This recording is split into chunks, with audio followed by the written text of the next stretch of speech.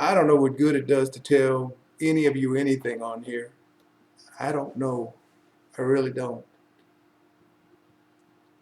I kind of think we're all on our own now. We either know the gospel or we don't. We either serve the true Jesus or we serve that false one.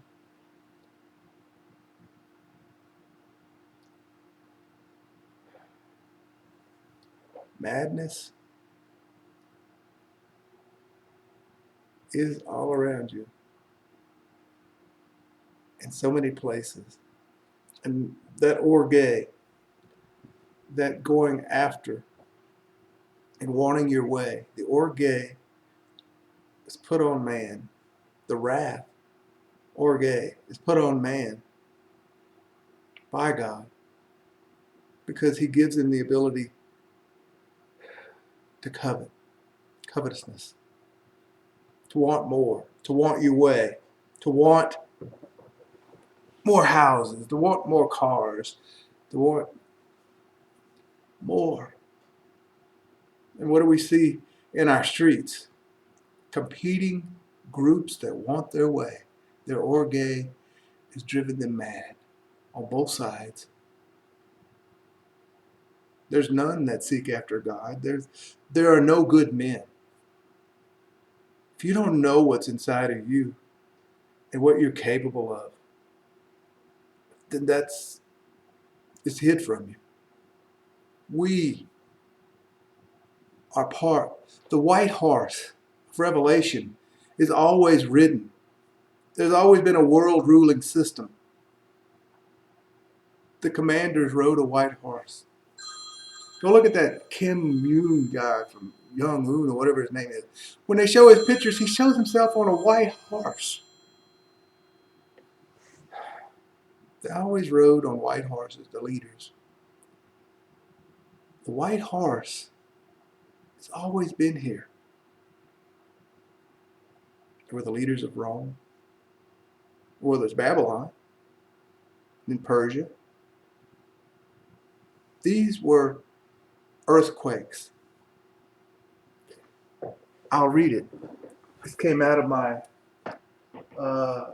Encyclopedia of Biblical, Theological, and Ecclesiastical Literature, McClintock and Strong. You can ever get a set of these, you need to get them. But when it came to talking about the earth, okay, the earth was considered when he speaks of the earth, he's talking about the inhabitants of the earth. When they speak about earthquakes, it's a symbol of great revolution or change in the governments or of the political world. Earthquakes that are in the scriptures are talking about the orge of men that have gone mad. What we are bubbles to the surface. And the red horse is war. When has there not been war on the earth? We ride those horses. You and I, ride that red horse. Every time you cut somebody off and you flip them the bird and you want to take a gun and point it at them, there is no peace on the earth. Governments want their way. They want you to obey. And they are losing control. And they are going to crack down. You think you have freedom? God is going to show you that you do not have freedom. That it is God that rules amongst men in the affairs of men. The red horse has always been here. Cain and Abel. One brother slew the other. The sword was in the garden. There was no peace. When has there been peace? You can see the history in the Bible. The Babylon, Persia, Greece, and Rome. Each one of those was an earthquake when the other took over. Each one of those was the red horse that goes along with the white horse. The white horse that came was another. Everybody talks about a new world order. Every time somebody came along that ruled, it was a new world order. A new way of thinking, a new way to pay taxes, a new way to be ruled over, new languages. It's always been the same. There's never been any peace. There's always been a world ruling system. Like I said, when Germans moved across Europe, Hitler, it was an earthquake. It was an earthquake. And it had the sword with it. It had the red horse that went and killed and dominated and brought a new world order to Europe at that particular time. The United States. When have we been at peace? We have not. We have been a sword that God has used in this world, and that sword is coming to an end for this country. Now, I don't know exactly how, but it is. The sword, famine, pestilence, and the beast are the four sword judgments that were used all through the Old Testament. And it's the same thing in the New Testament. The sword, the red horse, famine. We have famine. Okay, we have four horses. Pestilence is there. The beast is the white horse. The sword is war. The black horse, pestilence. The last horse. Some people say it's a green. It means a greenish color or gray. Death and hell follows. Sword, famine, pestilence, the beast, four sword judgments of God. It's the same thing. It mirrors what's in the Old Testament. And people make up all kind of stupid things about, well, this corona thing is, there's a crown on that head, and it's a corona, and you know that. Now, I like that guy. I don't know why. I've always liked the guy, Nathan Leal, even though he's a false teacher. It's just something about him I liked. He does try, but he knows nothing about what the scriptures say about the corona thing that's going on around us. The white horse is not the corona. The white horse is a world ruling system that's always been here. Now, no, I'm not going to go into that. I was going to talk more about Israel, but I'm not. All I can say is I'm very concerned about what they want to do to the children. We have, you know what we've done. You know what we've aborted. You know what we've done to these children. You know it's in our water. We drink the blood of the innocent in this country. And it cries out, and judgment is coming. And I'm hoping, I don't know, but it seems like what I've seen and the information I've got, they might take this video down, I don't know. But they're going to go after your children. God has made them mad. He's made the politicians mad. He's driven the medical community mad. He's driven the people on TV and newscasters mad. And he's driven a large portion of the population mad and blind to what's going on. Now, I'll tell you that part of the mentality of the medical community is that they're willing to sacrifice a certain amount of people to accomplish what they want. And they believe in what they're doing.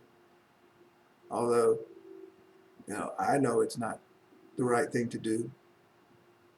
But to lose 10, 20, 30, 40 million people, 40,000 people, 45,000 people, 50,000 people, and inoculate, 2 or 3 billion, That's nothing to them.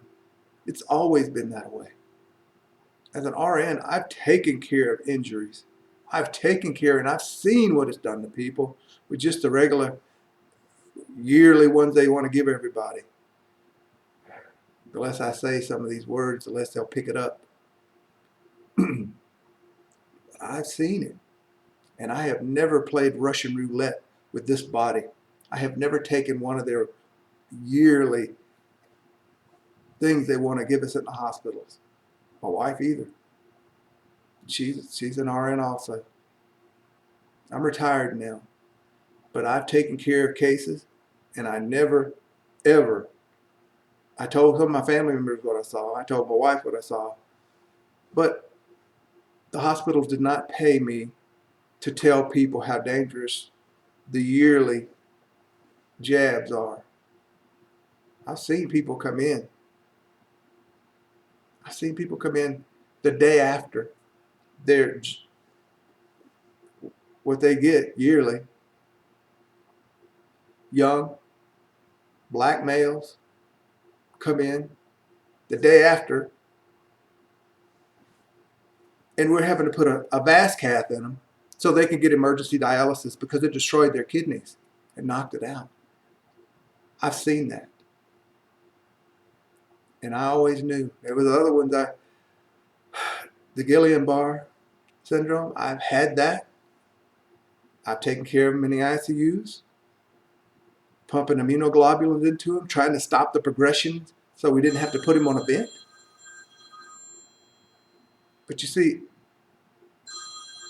I know because I had to take the histories on these people. I know that the day before somebody got something. But you won't get that in a diagnosis. You'll get acute kidney failure.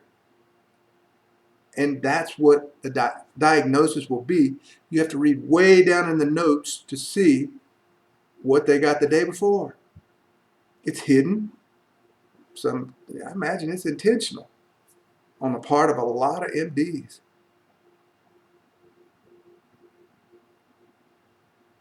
They're part of a system. I was part of a system for over 2 decades. And I can say I did a lot of admits into the surgical floors, and I offered a lot of their poisons that they want to offer people. But thank God I never had to give one, because these were people that were usually concerned about their surgery coming up and weren't interested in getting their, their yearly injections. I never had to give one. All my time as an RN, I never gave one. I did plenty of other things that had to be done to help people to get home, but I didn't ever have to give that. I would have if somebody would have asked for it, but I'm glad I didn't. Now, from what I have seen and what I have read and what I have looked at and looking at the madness, you think this, going back to what's going on around us, do you think that there are actually people that could coordinate everything that's going on at one time? Do you think it's not God that is working to destroy and bring on what's coming in these end days? Famine, economics. People are talking about famine and shortage of foods. Do you not think it's God's hand that's working to destroy a country, destroy this world?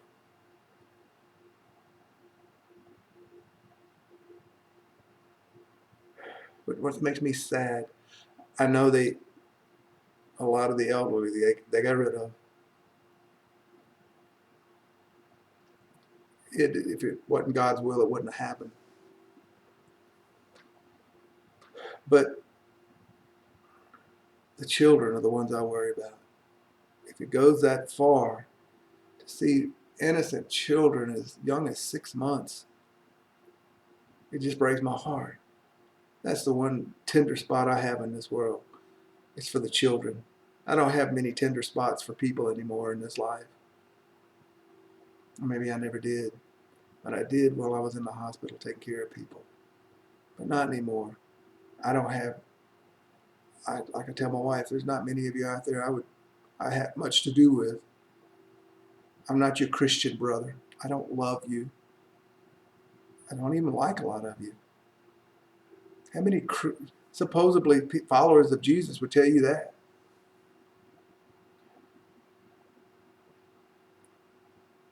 I don't love any of you with an emotional love, phileo. You don't even know what love is in the gospel. 2 John 6, this is agape. It tells you right there. This is agape. Love is walking in the commandments of God.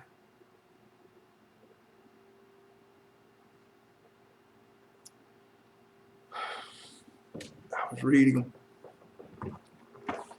I'll just read what I was reading today and just shaking my head at the way people think in this life and what the pagans have taught us in their churches, in the Baptist and the Pentecostal, all the churches, the Catholics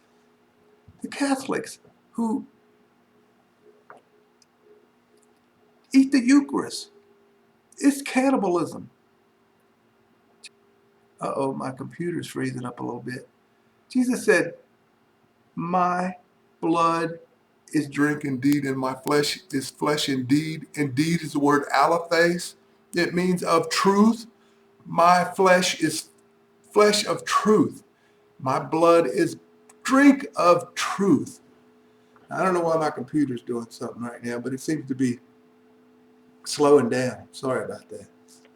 But I have to go back, and I was reading this today. Oh, let's see if I can find it. Okay. Hereby know ye that the Spirit of God, every spirit that confesses that Jesus Christ is come in the flesh, is of God. It doesn't mean that you just say, well, I believe Jesus, Jesus came and he died on the cross. That doesn't mean it doesn't mean that. It doesn't mean that at all. What it means is that Jesus Christ has come in the flesh. Flesh here, this flesh he's talking about is feminine gender. He's talking about in the flesh of us. We confess that Jesus Christ, the Spirit of God, this is the temple of God, and it's in us. I'm not very eloquent when it comes to speaking. I'm not a preacher or any of these people that get up here and preach to you and it sounds so good and makes you feel good. Well, what this means is that we have to confess that Jesus Christ has come in this flesh. And we have to obey the gospel. And I'm far from obeying that gospel. I'm still learning and I'm still fighting this flesh like Paul said. I fight this flesh daily. Because, and they say, well, you can't sin. That's baloney. It's the Spirit that's in us, the birth of Christ in us, in our mind, in our being, that cannot, this flesh still sins. This flesh sins all the time. And I hate it. I hate this flesh that sins and gives in. Now let me go on and read some more. It's not confessing that Jesus came. It's confessing that Jesus comes in this flesh. And every spirit that confesses not that Jesus Christ has come in the flesh, it comes in our flesh. That is Antichrist. And there are many Antichrists. Wherefore ye have heard that it should come, and even now already it is in the world. You are of God, little children, and have overcome them, because greater is he that is in you than he is in the world. They are of the world. Therefore speak they of the world, and the world heareth them. Everybody hears. The majority of these people around us that call themselves Christians, they hear what the world says. They hear what the false church that is here, it says and it preaches. They can't hear what I'm saying now. 99.999% of you will grit your teeth and say this man is crazy. Let me go on. Okay. We are of God. He that knoweth God heareth us. He that is of God heareth not us. You can't hear. The majority of you can't hear what I say because Jesus will not let you. God will not let you. Beloved, let us love one another, for love is of God. Love, agape, walking in the commandments of God is of God. How you treat somebody else, you treat them like you want to be treated. That doesn't mean you walk up and hug them and say, I love you. You treat them by what God tells you to do. You be honest. You don't cheat them in the business. You don't steal from them. You don't break into their house. You don't shoot a gun through a car and kill a child. Walking in the commandments of God means you don't do these things. That's what love is. Let me go on. He that is not of God heareth us not. Hereby know we, the spirit of truth and the spirit of error. There's a spirit of truth. The Holy Spirit is the truth. He even says it over here. I'll go on. Let me go on. I'm not a preacher, but I just get frustrated with what's going on around me, and I have to say something. We are of God. He that knoweth God heareth us. He that is not of God heareth not us. Here be it know we the spirit of truth and the spirit of error. Beloved, let us love one another, for love is of God. Walk in his commandments is of God. And everyone that loveth is born of God and knoweth God. He that loveth not knoweth not God, for God is love. God is love. God is walking in his commandments. God is the Word. Oh, if this was manifested, the love of God toward us, because that God sent his only begotten Son into the world, that we might live through him. Herein is love, not that we love God, but that he loved us and sent his Son to be the propitiation, propitiation of our sins. Propitiation, yep. Beloved, if God so loved us, we ought also to love one another. Another walk in the commandments of God. Again, it's not an emotional thing. This is agape. 2 John 6. This is agape, that we walk after the commandments of God. We treat our neighbors like we want to be treated. We walk in the commandments of God. It doesn't mean to be all mushy and happy every time you see somebody, because, I'm not that way. This world is crazy. I used to know if you don't walk into a room with a smile on your face when you're walking into a hospital room, people think you're angry. Well, I didn't care. I didn't walk in with a smile every time I walked into a room. I greeted them, told them what the plan is for the day, what we had to do to get you out of here. And my job was to get you out of the hospital. It wasn't to be your friend. It wasn't to make you smile. Let me go on. Okay. If this was manifested, the love of God toward us, because that God sent his only begotten Son. I read that. All right. Beloved, if God so loved us, we ought also to love one another. No man has seen God at any time. If we love one another, there you go.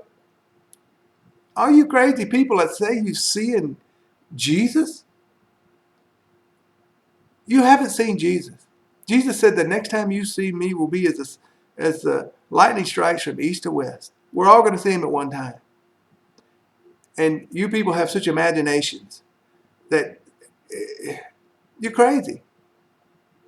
You're pagans. Pagans have always been full of imagination and stray from orthodoxy. This world is in a mess. I don't even know what I'm reading this to you. Okay. Hereby know we that we dwell in him, and he in us. There again. He dwells in us. What does that mean? That we confess. We go back up to the top. He's saying the same thing. Jesus Christ has come in the flesh. in this flesh, that we have to walk after the commandments of God, that he birthed in us. The truth, understanding, the Holy Spirit, Hagios Pneuma, holy, pure, single words. It means a way of life, a way of understanding, a way of seeing the world. Now, I ain't no preacher. I ain't got much more to say to you. I don't even know why I started reading this, because I think there's so few people out there that can hear that this is a waste of breath. Yeah, I didn't plan anything here.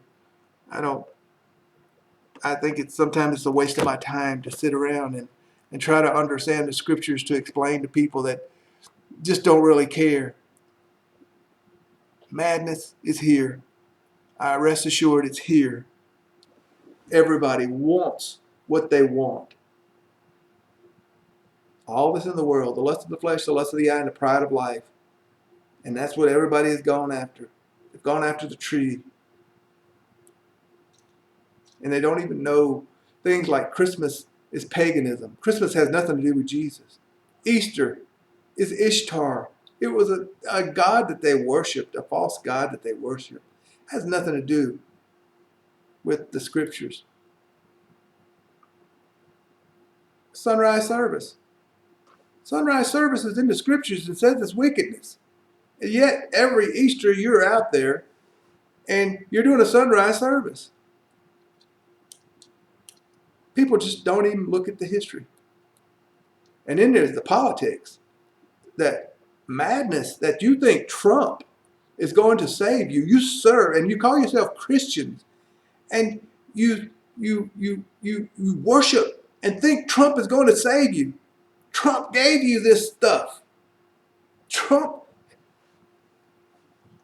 is just as wicked or more wicked than what we got in the White House now. And there is no good president. There was never a good president. They were all the worst of us. Where God puts the basis of men in charge. Basis of men, the worst, the most low down, he puts in charge of us. And that's why we got politicians that we don't like.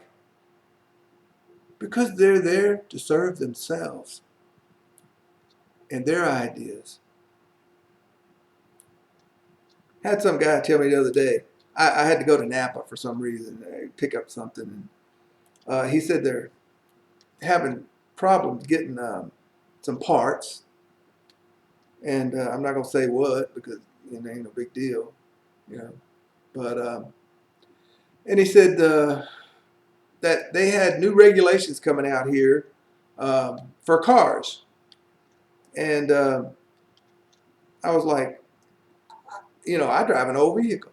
And I really don't care that some geek behind a pencil pusher, we used to call them. Now I say they're behind the keyboards, that decided to crack down on older cars and say, it puts out a little bit too much pollution, so you have to get rid of it or you can't drive it. And it always hits the poor. That's what really pisses me off. When I look at all these cops and I look at all these people that go after the poor, oh, I hate it. These politicians that set these rules up that hurts the poor the worst because they can't afford it. There is judgment coming. This country is ate up with wickedness.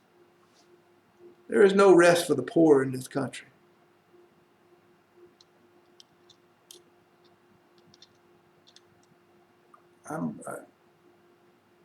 Back to the children. I think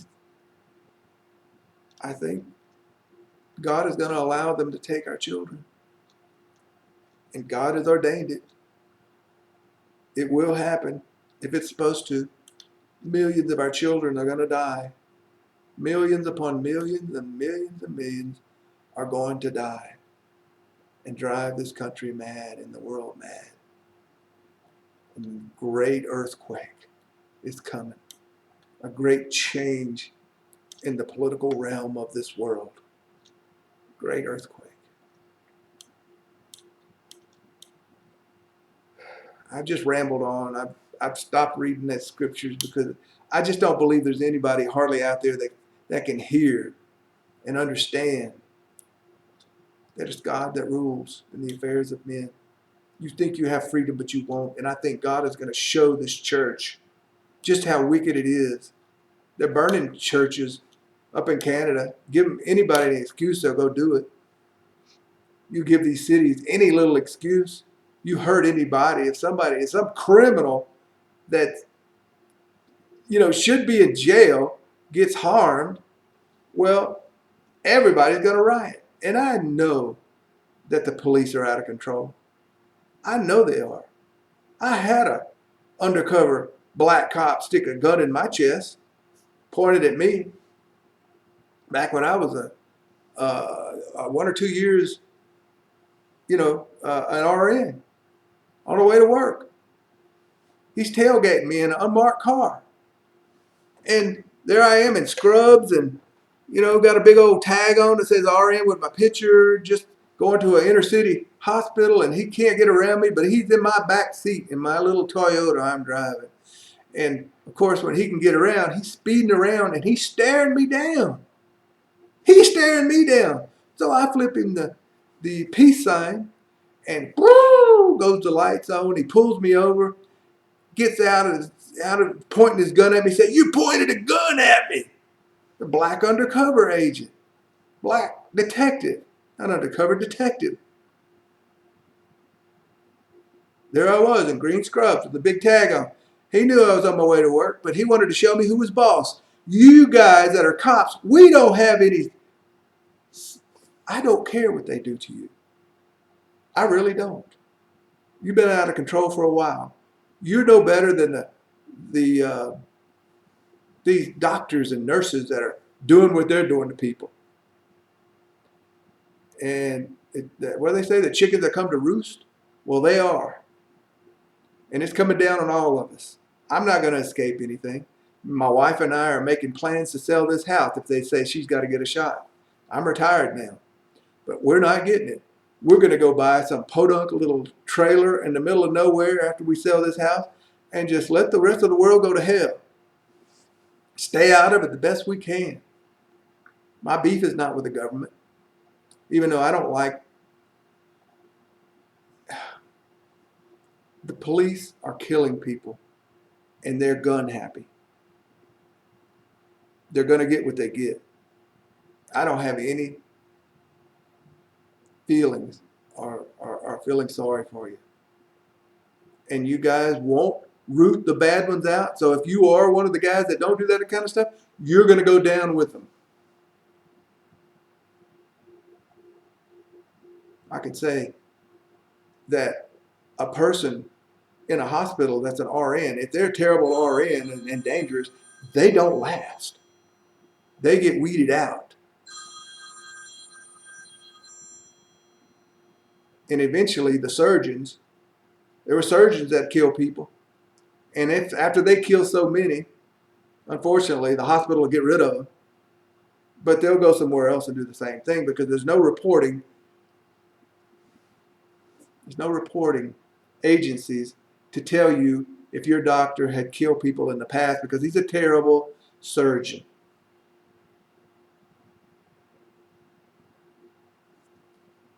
All doctors are not equivalent. There are doctors that my wife and I have on our list, and there are doctors we wouldn't go see and let them work on my dog.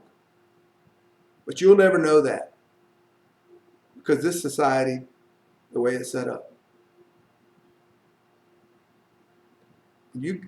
Back to Trump and all this recount stuff. They are just giving you something else to hold on to. They're not going to do anything with this recount stuff. They're not going to do anything with Trump. Trump is gone. Trump served his purpose. He bought you. What everybody's getting now or getting forced to give. Well, the riots are coming. The disturbances are coming. And nobody's going to be safe in this country. There's no politicians. There's nobody on newscasters who have pushed this stuff. I know I'm all over I just have so many things that are just going through my mind that I just want to get out there, but there's nobody's going to be safe. No doctor, no nurse, no politician, no scientist who's pushed this. There is nobody going to be safe. Zero going to be safe. That's my wife sending me texts. Guess I have to go answer that. But to those of you who try to follow the scriptures, you can't go out and do that. That's the point of some of this. You can't go out and harm other people just because they've done what they've done. You can't go out and kill people. You can't go out and do those things and harm other people. When it starts to go down, just keep your head low.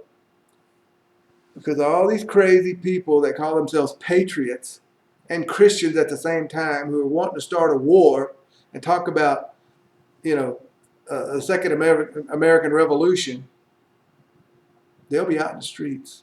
God created them for that. God created them to go and kill and to be killed. They were made to be fitted, to be taken and destroyed. And they'll be the ones that are in the church that are doing it. So you better keep your head down, stay out of trouble, and I don't know, buy some hurricane supplies for your family just in case. Go buy you some rice at Costco or something, or some beans.